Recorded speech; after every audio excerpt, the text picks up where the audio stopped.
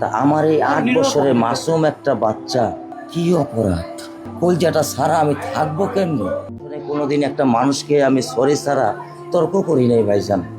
তা আমার এই 8 বছরের মাসুম একটা বাচ্চা, কি অপরাধ? আমি এই কলজাটা ছাড়া আমি থাকবো কেমনি? আমার এই বাচ্চাটা আমি ঘরে ঢোকার আগে ফ্রিজের মধ্যে আমার জন্য শরবত বানায় রাখে। আমার বড় মেয়ে না, আমার ছোট মেয়ে, 8 বছরের মেয়ে। বাবা শরবতের ছবি এখানে লাগায় রাখছে, বাবা তুমি আমাকে নিয়ে যাবা।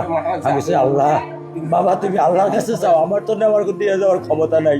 আমার মেয়ে আল্লাহর কাছে চলে গেছে, আমার মেয়ে আল্লাহর কাছে চলে গেছে। আমার মাসুম এই বাচ্চাটা কি অপরাধ করছে নির্মম ভাবে আমার বাচ্চাটাকে হত্যা করলো? কি আমার ক্ষতি, কি আমার অন্যায়, কি আমার দোষ? আমি একটু জানতে চাই আপনাদের কাছে। আমার যদি কোনো দোষ থাকে, আমার কোনো যদি অন্যায় থাকে, প্রকাশ্যে আপনারা আমার ফাঁসি দিয়ে দেন। আমি এই বাচ্চাটা ছাড়া আমি থাকবো কেমনি? আমি কেমনি আমার এই কলজা টুকরা ছাড়া আমি থাকবো? আমার পক্ষে সম্ভব না। দিনে ও 50 থেকে 100টা কল দেয় আমারে, বাবা তুমি কখন আসবা, বাবা তুমি কখন আসবা, বাবা তুমি কখন আসবা।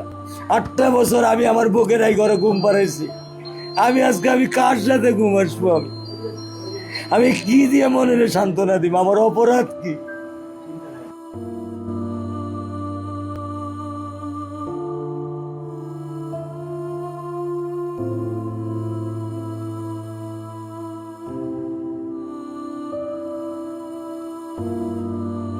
আসামি অ্যারেস্ট হয়েছে, আমি থানায় গিয়েছিলাম, কথা বলে আসছি যাতে মামলা ঠিকমতো সাজায়, ফাঁকফোকর না থাকে, দ্রুত বিচার শুরু করা যায়।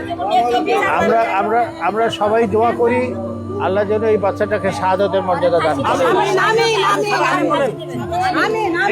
সবাই আমরা আল্লাহ এই বাচ্চাটাকে যেন শহীদের মর্যাদা দান করে, সবাই আমিন বলি আমরা।